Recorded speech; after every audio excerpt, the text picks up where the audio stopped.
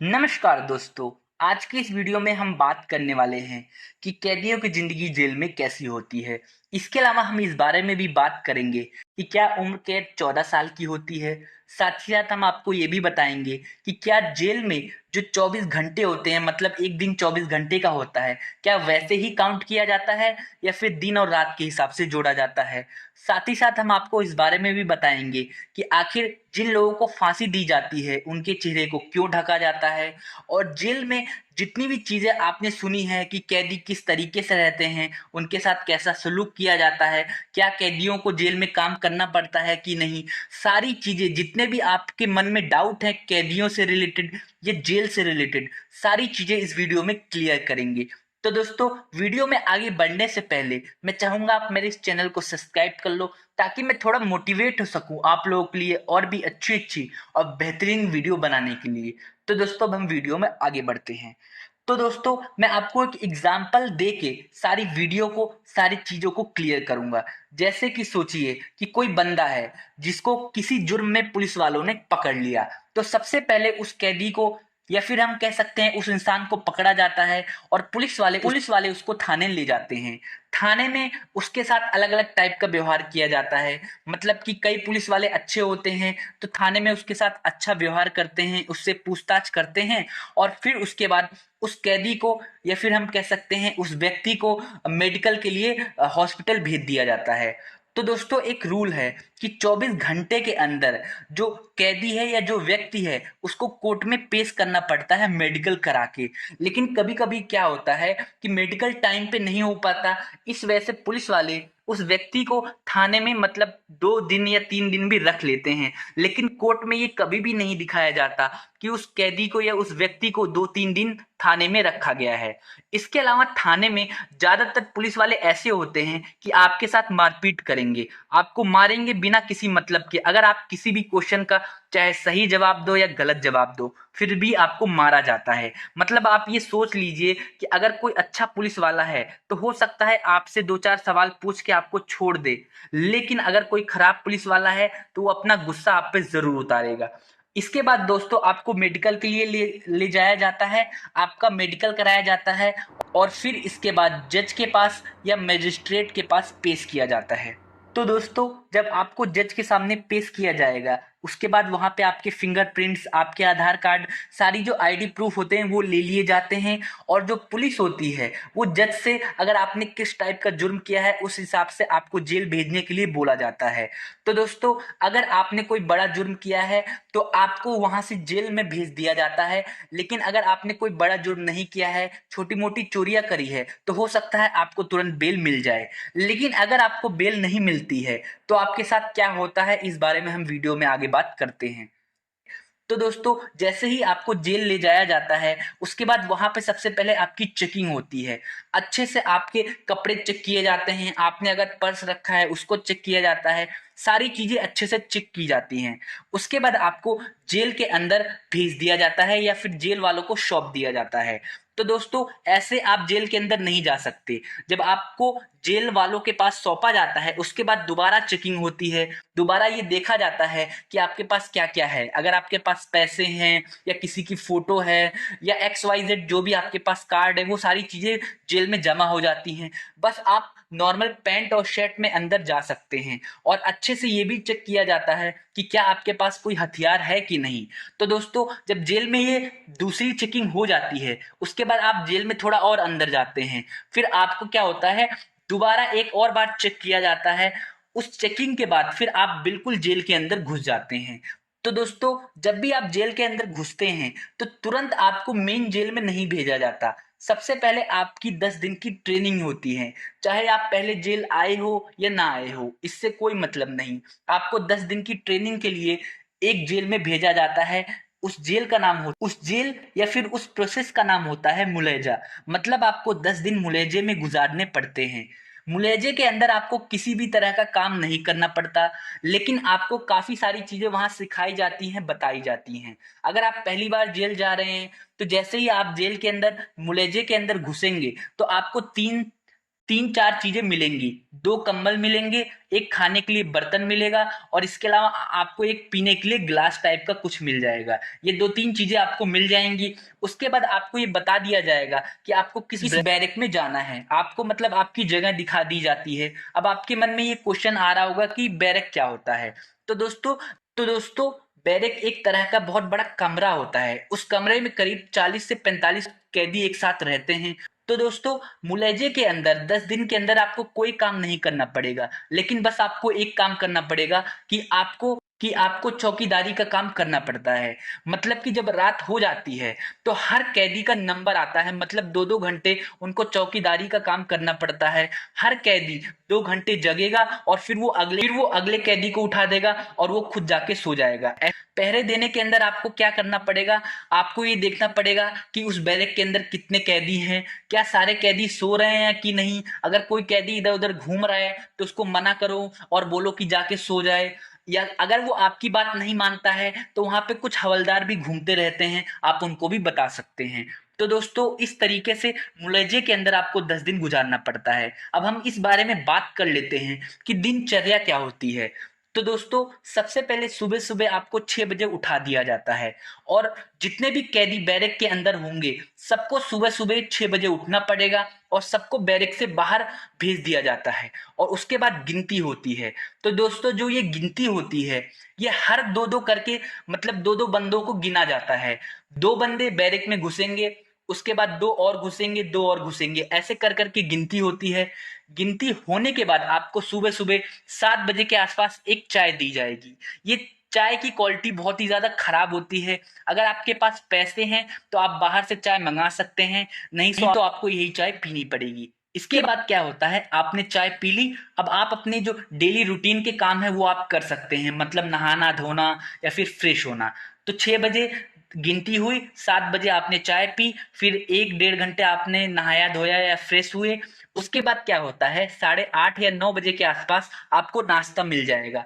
नाश्ते में क्या मिलेगा आपको, चने मिल जाएंगे या फिर दलिया मिल जाएगी या पाव रोटी मिल जाएगी। तो दोस्तों खाने की जो क्वालिटी होती है वो बहुत ही ज्यादा घटिया होती है, आप खा ही नहीं सकते या आप बीमार पड़ जाओगे। लेकिन अगर आपके पास पैसा है तो आप कैंटीन में पैसा दे के आप अच्छा खाना मंगवा सकते हैं। मतलब आप ये समझ लो कि जेल में हर जगह घूस चलती है। तो दोस्तों मैं ये घूस के बारे में भी आपको अलग से बताऊंगा, पहले आप डेली रूटीन सुन लीजिए। इसके बाद दोस्तों क्या होता है, आपने नाश्ता किया, नाश्ता करने के बाद दोबारा आपको बैरक में जाना पड़ेगा और उस टाइम दोबारा गिनती होती है। आप 2 घंटे तक बैरक में रहोगे, फिर वापस आपको खोल दिया जाएगा। जेल में बहुत बड़ा ग्राउंड होता है, वहां पे आप खेल सकते हैं, बैठ सकते हैं या फिर जो भी आप करना चाहे आप कर सकते हो।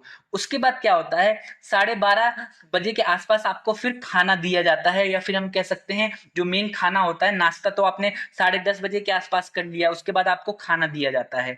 खाने में आपको क्या क्या मिलती हैं, 6 रोटियां मिलेंगी, एक दाल मिलेगी और एक मौसमी सब्जी मिलेगी। जो सब्जी होती है, जो सबसे सस्ती सब्जी होती है, उस सीजन में चल रही होती है, वही सब्जी आपको मिलेगी। और ज्यादातर लोग सब्जी खा नहीं पाते क्योंकि बहुत घटिया सब्जी होती है। दाल भी बहुत पतली होती है, लेकिन किसी तरह लोग खाते हैं। और 6 रोटी के अलावा आपको एक्स्ट्रा रोटी नहीं मिलेगी। एक्स्ट्रा रोटी चाहिए तो आपको पैसे देने पड़ेंगे, आप समझ जाइए। इस तरीके से आपने 12 बजे के आसपास खाना खा लिया, फिर दोबारा आपको बैरक में भेजा जाएगा, दोबारा आपकी गिनती होगी और फिर आपको 2.5-3 घंटे बाद दोबारा छोड़ दिया जाएगा। आप ग्राउंड में आइए, खेलिए कूदिए बैठिए। और उसके बाद क्या होता है, 5 बजे के आसपास दोबारा आपको खाना मिलेगा।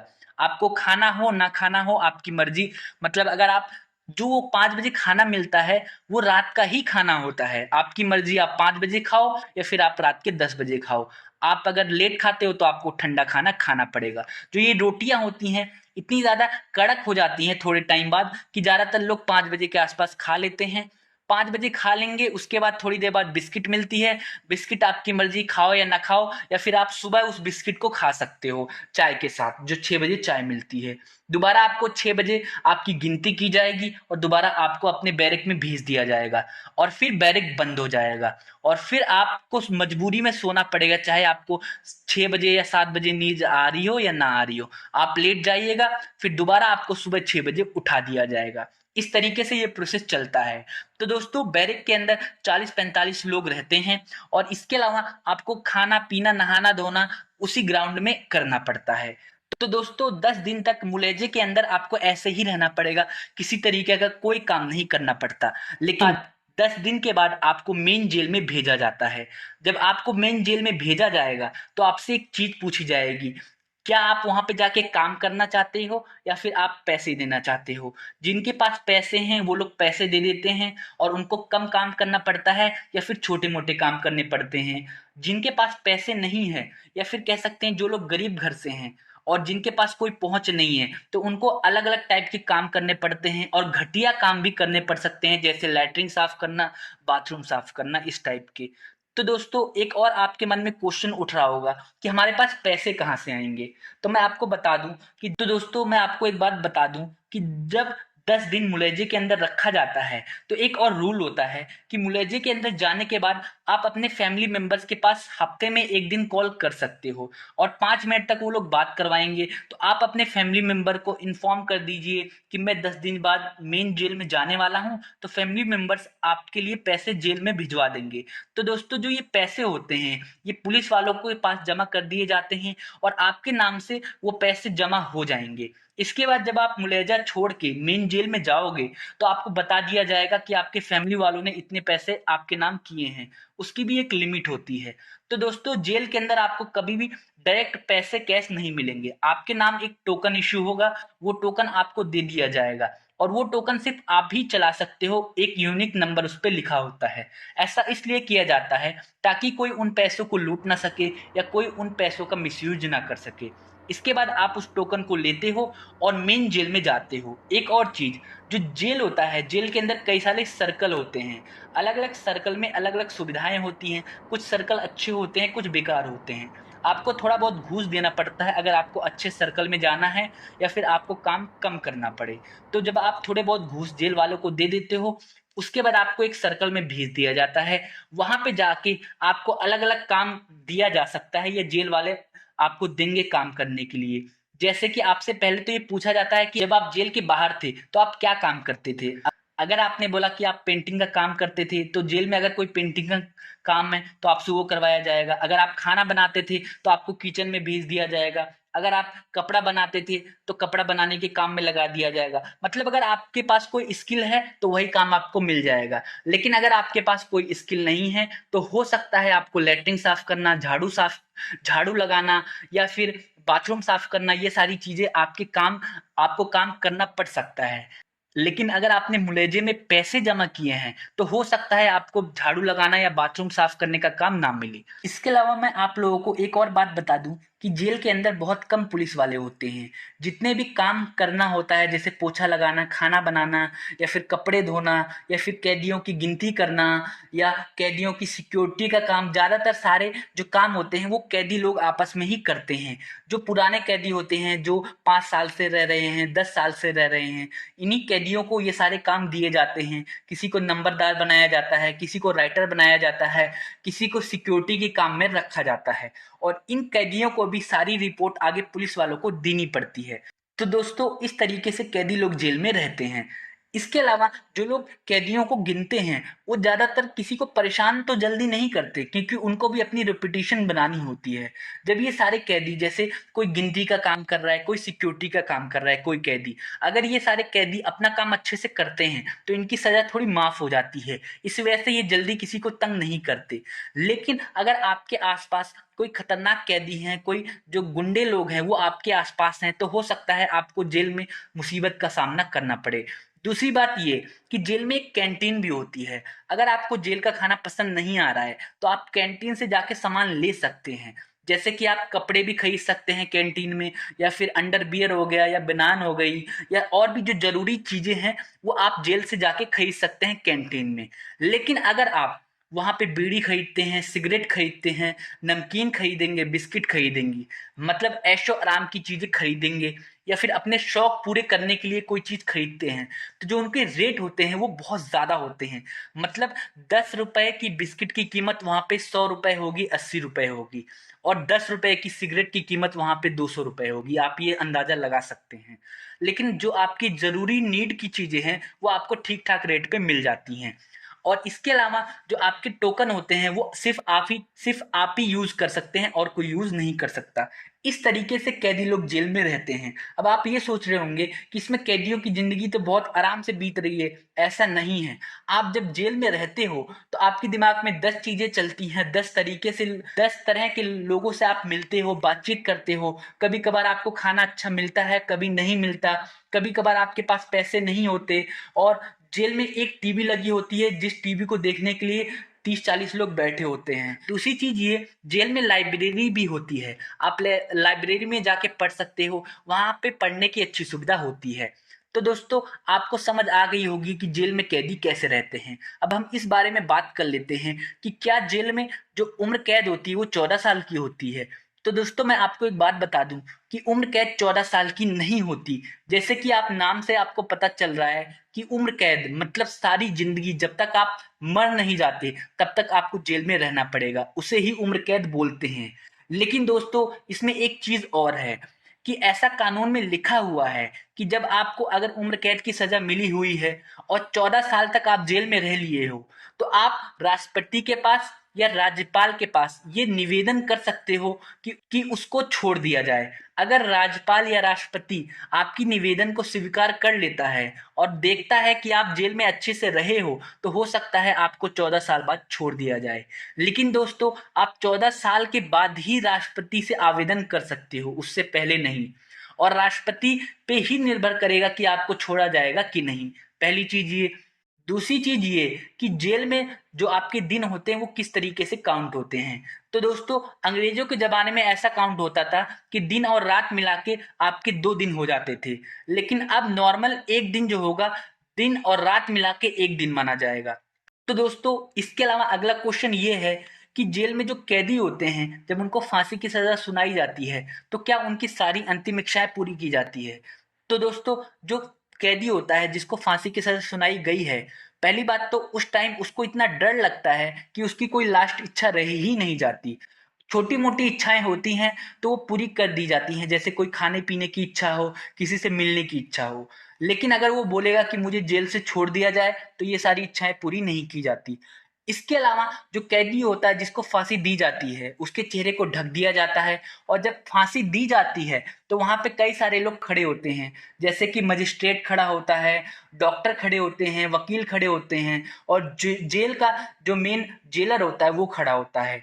उसके बाद क्या होता है, जो जल्लाद होता है वो फांसी देता है, और कम से कम आधे घंटे तक उस कैदी को ऐसे ही छोड़ दिया जाता है। कैदी लटकता रहता है। फिर डॉक्टर आके चेक करता है। डॉक्टर जब कंफर्म करता है उसके बाद ही उस कैदी को मरा हुआ माना जाता है और उसको डेड का सर्टिफिकेट दिया जाता है। तो दोस्तों, इस तरीके से जेल में कैदी रहते हैं। उम्मीद करता हूं आपके सारे क्वेश्चन क्लियर हो गए होंगे। अगर इससे रिलेटेड आपके मन में कोई क्वेश्चन है, कोई डाउट है, तो आप नीचे कमेंट कर सकते हैं। तो दोस्तों, जाने से पहले मैं चाहूंगा आप मेरे इस चैनल को सब्सक्राइब कर लो, वीडियो को लाइक कर दो, ताकि मैं थोड़ा मोटिवेट हो सकूं आप लोगों के लिए और भी अच्छी अच्छी और बेहतरीन वीडियो बनाने के लिए।